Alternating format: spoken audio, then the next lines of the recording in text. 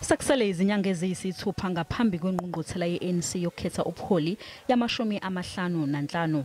Ukulungiselela lengqungquthela leli qembu kumanje lisingatha izingqungquthela zezifunda nezifundazwe.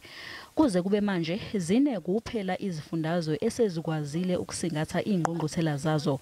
Zingama-35 izingqungquthela zezifunda eseziphuthuliwe. Kepha-ke ngaphambi kokuba zihlale sezike zahlehliswa izikhawu eziningana. Ngaseqaleni kwalonyaka iqembu lathi linethemba lokuthi kuzothi kushaya untulikazi libe seliziphuthulile zonke izingqungquthela.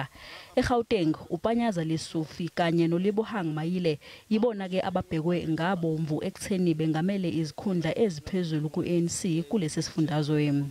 It's all gonna be Lesufi or it's all gonna be Mayile, you know. One, if you talk about let's get things done, it will probably go to Lesufi, you know. But if you talk about factionalism, it will go to Mayile.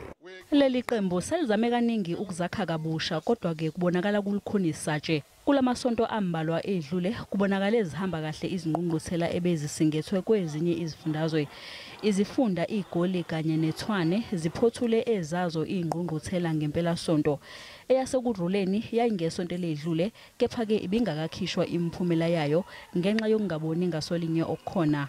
Nokubonisa ngokusobala-ke ukuthi angeke kubelula neze ukufinyelela engqungqutheleni yangozibandlela.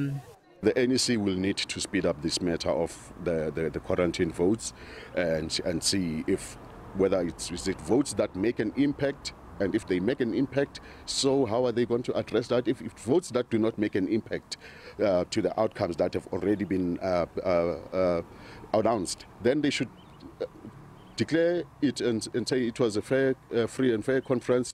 Njengoba imiphumela yasekurhuleni ingakakhishwa kuzobonakala-ke ukuthi ingabe i-ANC eGauteng izokwazi yini ukuqhubeka nengqungquthela yayo njengokohlelo uma kushaya untulikazi.